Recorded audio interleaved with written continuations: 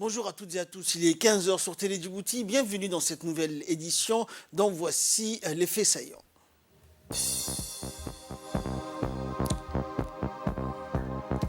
Le président de la République a eu un entretien bilatéral avec son homologue chinois Xi Jinping lors du sommet sino-arabe qui se tient en Arabie Saoudite.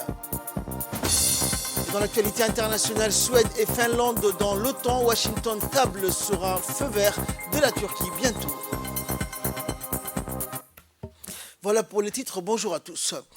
Après avoir quitté la capitale hier, le président de la République est en Arabie Saoudite, la capitale saoudienne, où à l'invitation du roi du Royaume d'Arabie Saoudite, il prend part donc au sommet entre les chefs d'État et de gouvernement de Chine et des pays arabes. Et le président de la République s'est entretenu aujourd'hui en milieu de matinée à Riyad avec son homologue chinois Xi Jinping. Et il s'agit d'une audience en bilatéral qui a eu lieu en marge du sommet sino-arabe ayant ouvert ses portes aujourd'hui dans la capitale saoudienne.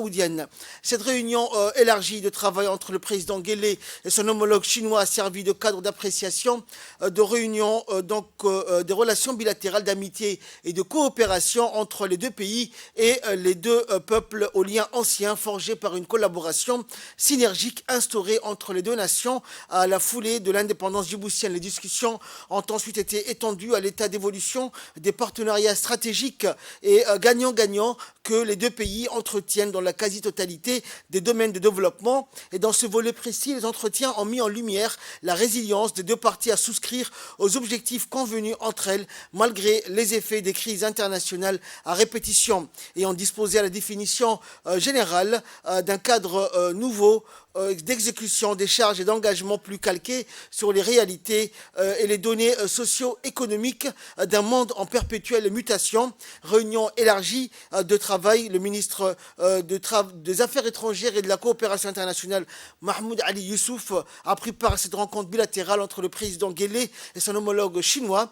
A noter également la présence de ces entretiens de l'ambassadeur de Djibouti auprès du Royaume d'Arabie Saoudite, Diaïdine Saïd Bamahrama, du représentant permanent de notre pays auprès de la Ligue des États arabes, Ahmed Ali Barri.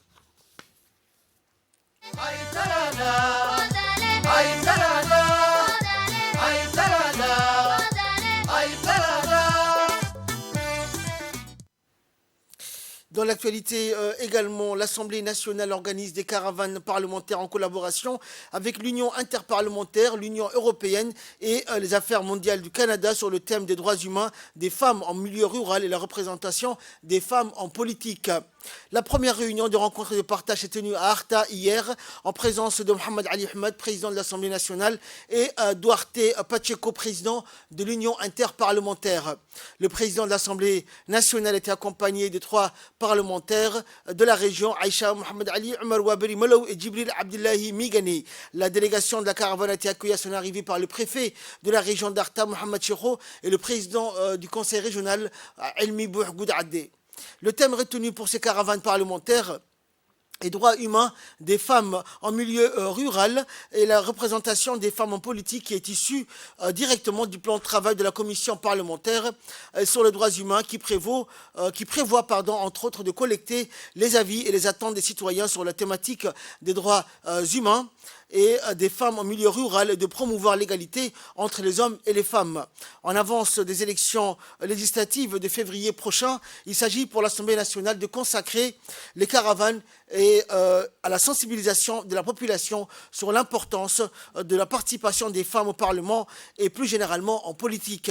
Pour rappel, en 2018, 17 femmes parlementaires avaient été élues députées, ce qui représentait 26,1% du nombre des parlementaires présents dans l'hémicycle.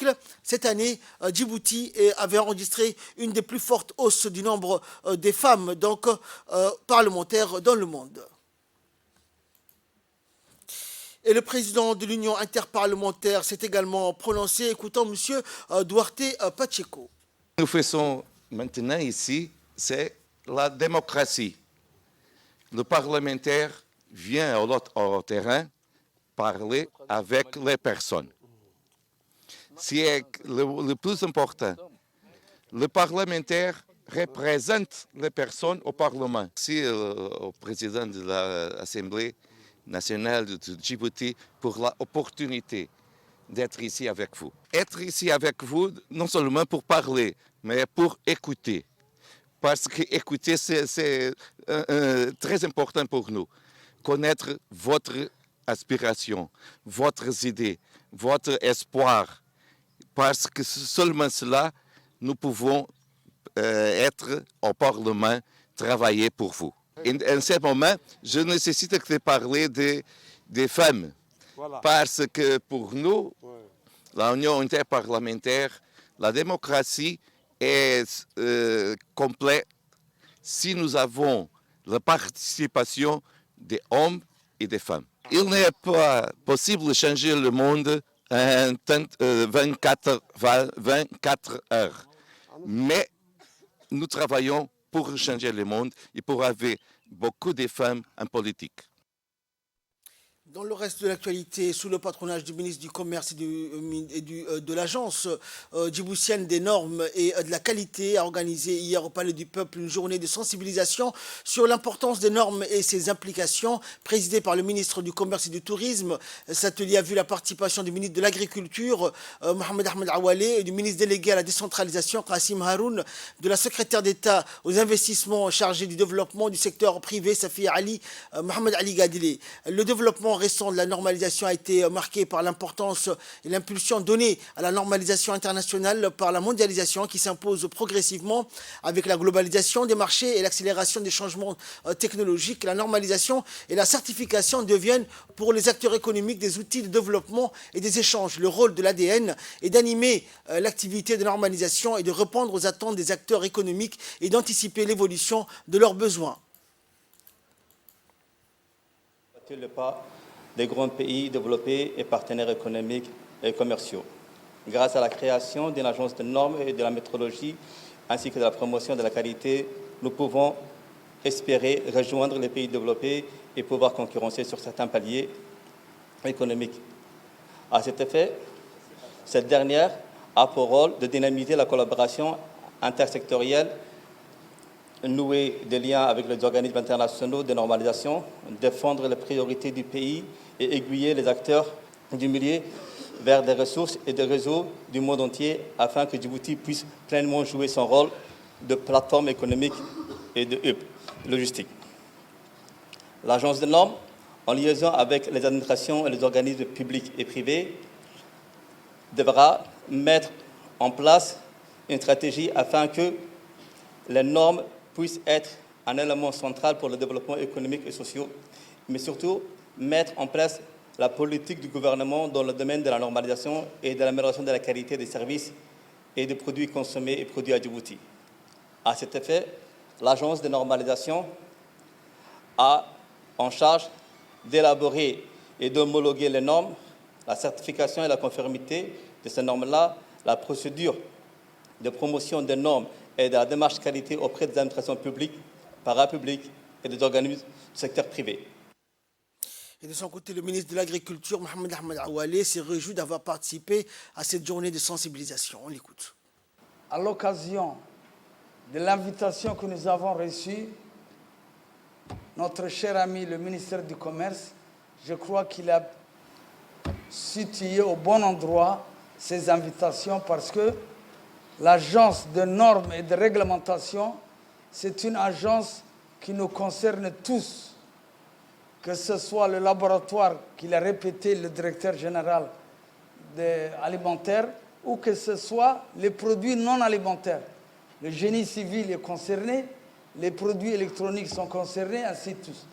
Nous vivons aujourd'hui, chers collègues, dans un contexte de mondialisation où la circulation des marchandises, des informations technologiques est de bonne aloi à destination du COMESA et en provenance du COMESA vers l'international. Pour participer à titre de hub régional, notre hub régional s'affirme de plus en plus. Pour qu'il puisse gagner en galon et devenir attractif, il faut qu'il y ait un cadre réglementaire. Si tu n'as pas de cadre réglementaire, tu ne pourras pas survivre dans ce monde, si tu ne pourras ni vendre ni consommer. Parce qu'il faut un cadre attractif. Ce cadre attractif, aujourd'hui, je suis heureux et j'ai le privilège d'assister à cette réunion historique d'agences de vulgarisation et de diffusion des informations concernant les normes. Je voudrais dire, ce n'est pas une agence abstraite, c'est une agence où tout fournisseur, tout un promoteur qui veut s'investir à Djibouti, il va demander est-ce que vous avez une norme, agence djiboutienne des normes. Il va nous demander. Si vous n'avez pas, mais ça va créer des doutes.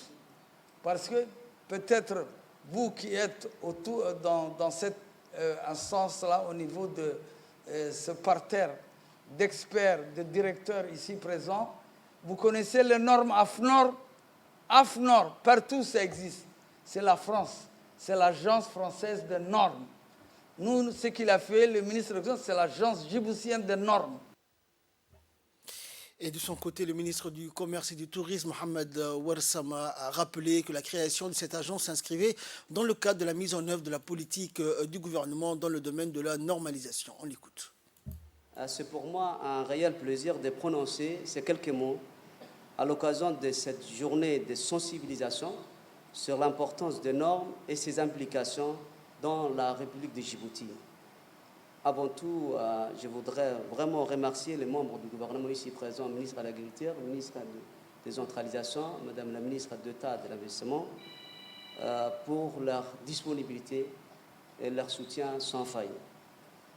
Comme vous le savez, Djibouti s'est doté en 2022 d'une agence de normes et de la qualité suite aux orientations stratégiques du président de la République, son Excellence, M. Ismaël Omar Guelleh. Afin d'accompagner le développement économique, institutionnel et social de Djibouti, il est apparu inévitable pour le gouvernement de mettre en place une institution réglementaire de normalisation pour parfaire le modèle économique de notre nation. À cet effet, cette dernière a pour rôle de dynamiser les collaborations intersectorielles, nouer des liens avec les organismes internationaux de normalisation, défendre les priorités du pays et orienter les acteurs du milieu vers les réseaux du monde entier. Son action vise à améliorer la qualité de vie et la prospérité économique de la population djiboutienne. Elle est destinée à ouvrir de nouvelles perspectives pour faciliter les échanges commerciaux et les maillages à l'international. En effet, les aliments, les produits et services, les technologies, les transports, le tourisme, les normes touchent tous les aspects de la vie, mais aussi l'évaluation de la conformité permettent d'assurer la qualité et la sûreté des produits et services. Dans le Nouvelles du pays, toujours, le ministre de la Décentralisation a clôturé hier l'atelier sur la préparation du budget organisé par l'Expertise France dans le cadre du programme ADIL, appui à la décentralisation et aux initiatives locales financées par l'Union européenne du 6 au 8 décembre au Sheraton Hotel. Cet atelier animé par les experts du cabinet Arre et Dale a porté sur l'initiation de l'élaboration budgétaire, le rappel des principes budgétaires classiques et l'élaboration des projets de budget 2023 des régions. Les experts Mba en finances locales et Saïd Ismail, spécialistes en dépenses publiques et fiscalistes, se sont relayés pour animer cet atelier durant les 3 jours. Lors de la cérémonie de clôture, Abdel Fattah a présenté au ministre des recommandations qui sont les résultats des discussions et des débats entre les participants à cet atelier. Les recommandations concernent notamment aussi bien les volets budgétaires que le renforcement des capacités des régions. Ont été présents dans cet atelier le ministère du Budget, le ministère de la Décentralisation, mais également les 5 régions, dont le président des régions, les secrétaires généraux, les comptables, les payeurs de la région et le représentant de l'hôtel des impôts. Donc il a été question de différentes taxes transférées aux conseils régionaux, comment ils vont être prélevés. Donc ça a été un atelier très très intéressant pour l'autonomisation de chaque région. Donc, il y a eu un beau débat, un très bon débat. Le climat était, l'ambiance était, les experts étaient très très très intéressants. Je remercie donc les différents experts qui ont participé, l'ADIL, le ministère du Budget, celui de la décentralisation et toutes les régions qui ont participé à cet atelier. Et nous espérons que bientôt les recommandations seront prises en compte par les différents partenaires et que les régions vont bénéficier de cette autonomie financière qui a été déjà initiée par le président de la République de Djibouti pour atteindre les objectifs du gouvernement et ceux des régions. Il est l'heure à présent de retrouver l'appel à prière d'Al-Asr. C'était l'appel à prière. Nous retrouvons la suite de notre journal. Nous étions donc au Sheraton Hotel pour un atelier sur la préparation du budget organisé par le ministère délégué à la décentralisation. Et durant cet atelier, le ministre délégué à la décentralisation, Qassim Haroun Ali, a prononcé un discours dans lequel il s'est réjoui de la tenue de cet atelier consacré à l'élaboration des projets de budget 2023 des régions. On écoute le ministre.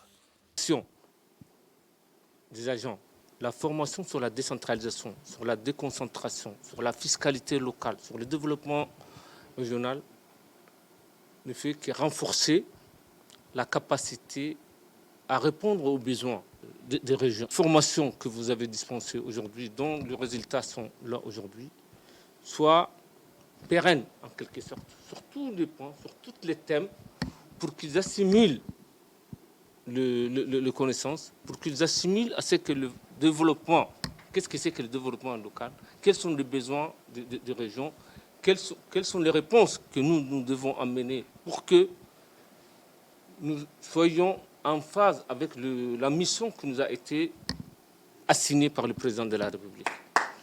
Ils ont assimilé la formation que les experts ont dispensée. Et c'est à eux aujourd'hui de mettre en pratique ce qu'ils ont appris. Donc, je prends acte de formation, je prends acte de toutes les recommandations. Je suivrai de près ces recommandations et pour accompagner tous les responsables de région pour atteindre leurs objectifs. Première réunion également du comité de pilotage du projet d'appui à la décentralisation et la gouvernance publique à Djibouti qui a eu lieu mardi dernier au Palais du Peuple. Le ProGouv est le premier projet de l'Agence française de développement en appui à la gouvernance à Djibouti. Il s'inscrit de façon cohérente avec les priorités nationales et cible le secteur de la décentralisation. Est promu à la fois comme un outil de résorption des inégalités territoriales entre la capitale et les régions, le projet reste un moyen de rééquilibrer le modèle de développement de la ville de Djibouti et premier dans son genre, financé sur un don émanant du ministère français de l'Europe et des Affaires étrangères à travers l'Agence française de développement à hauteur de 8 millions d'euros. Le ProGouv cible le secteur de la décentralisation qui connaît une nouvelle impulsion depuis 2016. Et selon le maire de la ville de Djibouti, le ProGouv s'articule autour de 3 axes, à savoir le renforcement du capital humain, financier, organisationnel et matériel des collectivités de la ville de Djibouti de façon cohérente avec les évolutions du cadre national. De démarrer les premières activités. La construction de ce plan d'action a fait l'objet d'un gros effort collectif entre les équipes de la mairie, les équipes des 3 communes de la ville de Djibouti et l'assistance technique du projet, que je tiens à saluer parce que ça a vraiment impliqué un grand nombre d'acteurs, donc ça a été extrêmement participatif et constructif. Pour nous, ce projet est important parce que c'est notre premier projet à Djibouti sur les enjeux de décentralisation en milieu urbain. C'est d'autant plus important dans un pays comme Djibouti où la capitale rassemble la majeure partie de la population du pays, donc il y a des enjeux qui sont conséquents. On sera amené dans les années qui viennent à s'intéresser également à la décentralisation en milieu rural, mais ce premier projet va nous permettre vraiment de rentrer dans le vif du sujet et de mettre en œuvre des premières actions sur lesquelles on pourra capitaliser pour continuer à appuyer le développement des collectivités territoriales à Djibouti. Écoutons également l'intervention du secrétaire général du ministère délégué à la décentralisation. Le projet ProGouv est un projet de l'AFD et qui va démarrer à l'aube de l'année 2023. Aujourd'hui, nous venons de tenir la première réunion du comité de pilotage. Et au cours de cette réunion, nous avons donc abordé les différents points inscrits à l'ordre du jour, et ça tournait autour de la présentation du projet qui comporte 4 composantes. Et grosso modo, cela consiste à renforcer la collectivité territoriale de Djibouti-Ville dans toutes ses composantes, bien sûr, c'est-à-dire les communes, sur tous les plans, sur les plans financiers, humains, matériels. Il s'agit de réorganiser les services de communes, la direction de la mairie, et de renforcer les capacités de ces collectivités territoriales sur tous les plans. Et de son côté, le maire de la ville de Djibouti, Saïd Daoud, a indiqué que le projet ne se limitait pas donc à la mairie de Djibouti, mais avait vocation à appuyer l'ensemble des acteurs de l'écosystème de la gouvernance locale du territoire de la ville de Djibouti. On écoute le maire. Immense plaisir que je constate aujourd'hui votre présence au premier comité de pilotage du Pro-Gouffre. Nous nous réjouissons, avec le président de commune de Belbela, de Bolaos et de Razdika, en tant que maître d'ouvrage, de franchir avec vous ces caps stratégiques pour ces projets qui nous bénéficiera à tous. Nous remercions ceux qui ont œuvré à la concrétisation de ces projets d'appui à la gouvernance publique et à la décentralisation à Djibouti-Ville. L'amélioration du cadre de vie de nos populations par le renforcement de nos capacités à exercer nos compétences. Et un vœu qui ne restera pas pieux. Nous avons besoin de vous à nos côtés pour le concrétiser, Monsieur le Président. Aujourd'hui, par la validation de notre plan d'action, nous donnerons corps à une vision et nous donnerons raison à celles et à ceux qui ont mis sur nos capacités et nous ont fait confiance en nous attribuant la maîtrise d'ouvrage de ce projet. Nous avons identifié les moyens de répondre aux objectifs qui nous ont été assignés par l'État et que nous allons vous présenter au cours de la séance après être revenus ensemble sur ce qu'est le Pro-Gouffre, comment il a été construit et comment nous pourrions nous organiser ensemble pour le mettre en œuvre. En espérant qu'à l'issue de nos échanges, nous convergions pour nous mettre en position de répondre aux besoins de la population de la ville de Djibouti. Sport à présent concernant les Jeux de la CJOCI, encore et toujours des médailles pour les athlètes djiboutiens. Nos pongistes, notamment nos filles, offrent la 6e médaille au pays lors de la 3e journée de compétition, comptant pour les 12e Jeux de la Commission de jeunesse des sports de l'océan Indien qui se déroule à Maurice. Au complexe Beaubassin, le duo Saredo-Nassima a gagné son premier match contre les Seychelles 3-0. Premier set 11-0, deuxième set 11-2 et troisième set 11-0. Saredo Mohamed Kayad et Nassima Mohamed Omar. Elles ont décroché la médaille de bronze, synonyme de la 3e place. Un très bon résultat pour Djibouti compte tenu du niveau des îles dans cette discipline. Bravo encore une fois.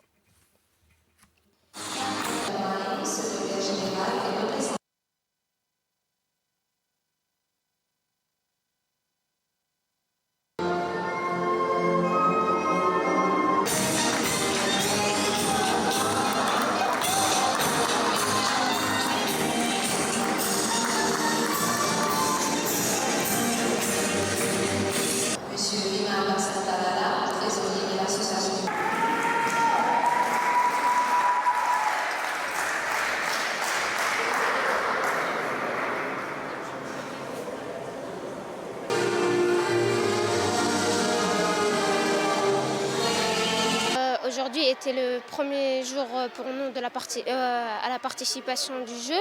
Et nous sommes classés 3e. Nous avons perdu contre une équipe très forte, qui est l'équipe mauricienne, malheureusement. Un score très serré, qui est 3-2 avec des manches très serrées. Et nous avons battu sévèrement le Comores, le Seychelles et la phase de poule. Nous sommes très contents aujourd'hui d'avoir gagné parce que personne n'y croyait en nous. Aujourd'hui, on a tout donné et on rentre à la maison avec une médaille. Et je tiens à remercier tous ceux qui nous ont soutenus, que ce soit la famille ou les amis. Et je tiens à remercier le ministère qui nous a pris en charge, bien sûr. Et de ma part, je tiens à remercier la comité olympique parce qu'ils m'ont soutenu. Et c'est grâce à eux que j'ai ce niveau aujourd'hui, grâce à mes stages en France. Je suis une joueuse de tennis de table plutôt. Premièrement, je remercie la Fédération djiboutienne de tennis de table qui nous a épaulés jusqu'à présent. Et secondo, ensuite, je vais remercier le secrétariat d'État à la jeunesse au sport, sans oublier la comité olympique, toutes les gens qui nous ont soutenus durant notre compétition. Pour l'épreuve de tennis de table, nous avons commencé ce matin. Nous avons joué contre Seychelles et nous avons gagné, alhamdoulilah. Ensuite, nous avons joué plusieurs matchs et nous se sommes battus pour la 3e et la 4e place avec le Comores. Et alhamdoulilah, nous avons gagné et nous sommes 3e. Dans l'actualité, toujours dans le cadre de la campagne de 16 jours d'activisme contre les violences basées sur le genre, le Fonds des Nations Unies pour la population, le FNUAP, s'associe avec la Commission nationale des droits de l'homme et l'association ADIR pour mener cette action tripartite et qui a pour objectif de lutter efficacement contre les violences basées sur le genre et toutes les pratiques néfastes qui peuvent engendrer ou en découler. À travers la lutte contre ces pratiques, cet atelier vise à défendre concrètement les droits et le FNUAP et le RCO s'engagent à apporter un appui à la CNDH et à l'association ADIR dans la lutte contre les violences basées sur le genre et en général dans la défense des droits de l'homme, surtout des droits des femmes. En participé à cette cérémonie, le préfet adjoint, le vice-président du conseil régional de Tadjoura et le représentant du FNUAP et responsable de la commission de la CNDH ainsi que les représentants de la société civile.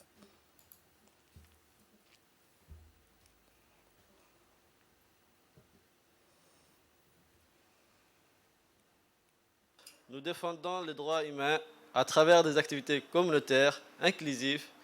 Par conséquent, cette journée est pour nous très importante dans la mesure où son objectif concernait directement pour causer que nous défendons avec vigueur. Lutte contre la violence basée sur le genre, c'est défendre les droits humains. Promouvoir les droits reproductifs, c'est aussi promouvoir les droits humains. C'est pour cette raison que nous voudrions travailler avec les CNDH. Les questions liées aux droits humains nous concernent tous. À cette occasion, je voudrais remercier le préfet de Tadjoura en premier lieu pour son disponibilité et sa présence inconditionnelle à nos côtés. Et ensuite, je remercie tous nos partenaires qui n'y ménageront aucun effort pour que cette question, ô combien essentielle, soit traitée de manière concrète. Et dans le dossier de cette édition, et pour clore l'actualité nationale, nous allons parler donc de la protection de l'environnement, notamment d'un de ses plus grands enjeux, qu'est le recyclage plastique. Regardez, c'est un document de la rédaction. À l'ère où les leaders mondiaux continuent à développer des stratégies et cherchent à mettre en place des mécanismes de préservation de l'environnement, la République de Djibouti œuvre également à travers des stratégies et actions à contribuer dans la lutte pour la préservation d'un environnement sain. C'est dans ce cadre que la préfecture et les conseils régionaux ont proposé et présenté un projet d'une unité de recyclage et de transformation des bouteilles et sachets en plastique en pavé à l'OIM. La pose de la première pierre a été effectuée par le Premier ministre. Cela témoigne des degrés d'engagement et d'implication du gouvernement dans la préservation de l'environnement. En effet, les flux importants des migrants transitant par la région sont en grande partie à l'origine de la prolifération des bouteilles et sachets en plastique ainsi à la dégradation de l'environnement. Il s'agit ici pour le préfet Abdelmalik Mohamed de susciter le patriotisme et le civisme pour rendre la ville propre. Nous avons constaté qu'il y avait beaucoup de bouteilles plastiques de boc. Donc nous avons réfléchi pour exploiter ce produit et réaliser un projet de recyclage. Ce projet, en fait, c'est des pavés qu'on va réaliser Et comme vous le constatez à travers ces reportages, il y a eu la participation de la communauté. Ce projet a été réalisé, sans que j'oublie, avec l'appui financier de l'OIM, l'Organisation internationale de migration. Donc, et ça, comme vous le savez, c'est la politique du gouvernement. Et cela démontre l'implication du gouvernement à travers la présence du Premier ministre qui témoigne l'engagement du gouvernement. Sa présence témoigne l'engagement du gouvernement, surtout ce qui a trait à la question de l'environnement. Donc ça pourrait contribuer à l'amélioration de l'environnement, mais en même temps, les familles vulnérables, à travers les ramassages qu'ils effectuent, comme vous le constatez à travers les reportages, puissent subvenir à leurs besoins, mais en même temps permettre d'avoir un environnement sain. Pour sa part, le président du conseil régional Mohamed Ismail a souligné que ces projets s'inscrivent dans les cadres de développement socio-économique de la population de cette région. On est parti du constat du fait que l'environnement a été impacté surtout par les bouteilles et les sachets plastiques. Il fallait que l'on trouve donc une solution pour remédier à cela. Et la meilleure option a été de monter un projet d'unité de recyclage de bouteilles et des sachets plastiques. Et nous avons pu obtenir le financement auprès de l'OIM, que je remercie au passage. Avec l'OIM, donc, l'unité a été construite.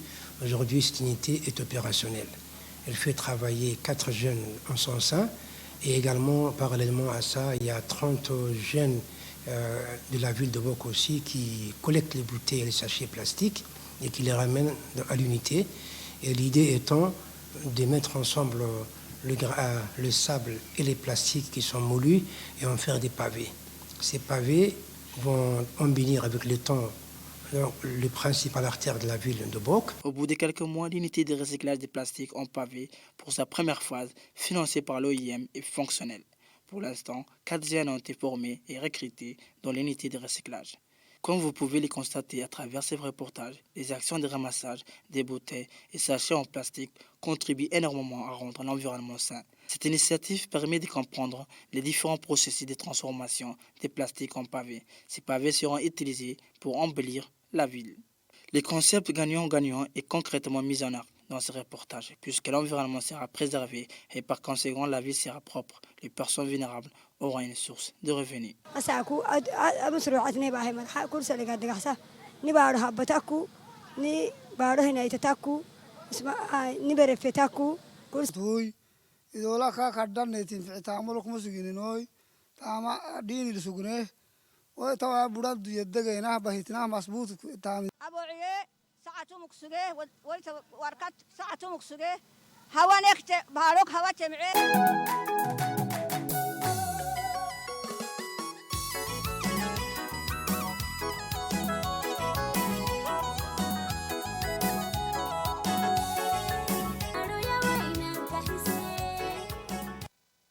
Première de son genre, l'initiative émane du bureau de l'IM à Djibouti. Il s'agit à travers ces projets de promouvoir le développement socio-économique de la population de cette région. Cette usine permettra de recycler les bouteilles en plastique usagées de la ville et de les transformer en pavés. Les parkings et les pavés ainsi les moulots auront une durée de 500 ans. L'édit projet mis en œuvre par le bureau local de l'IM s'inscrit dans le cadre du programme Solutions pérennes pour les populations hautes et les réfugiés et les migrants les plus vulnérables sur le territoire djiboutien.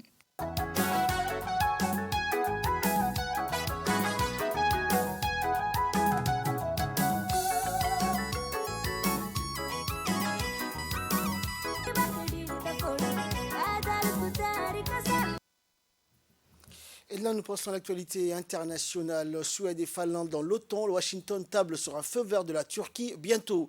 La Finlande et la Suède se sont jointes aux États-Unis hier pour appeler la Turquie à donner son feu vert à leur accession à l'OTAN, estimant avoir satisfait les exigences de sécurité d'Ankara. Le chef de la diplomatie américaine, Antony Blinken, et ses homologues suédois et finlandais se sont abstenus au cours d'une conférence de presse commune à Washington après des entretiens trilatéraux de critiquer la Turquie qui bloque encore l'accession des deux pays nordiques à l'Alliance Atlantique. La Turquie bloque l'élargissement de l'Alliance Atlantique depuis mai en réclamant l'extradition de plusieurs ressortissants kurdes de Turquie qui se sont exilés ou réfugiés en Suède et dans une moindre mesure en Finlande. Et enfin, projet d'attentat contre le Parlement allemand. L'enquête vise une 50aine de suspects. En Allemagne, l'enquête sur le projet d'attentat contre le Parlement pourrait déboucher sur d'autres arrestations. Les perquisitions ont permis de mettre la main sur plusieurs armes allant de l'arbalète au fusil qui confirment, selon la police, le caractère dangereux de ce groupuscule complotiste dont les contours restent à éclaircir. C'est la fin de ce journal. Merci de nous avoir suivis. Excellent après-midi sur Télé Djibouti.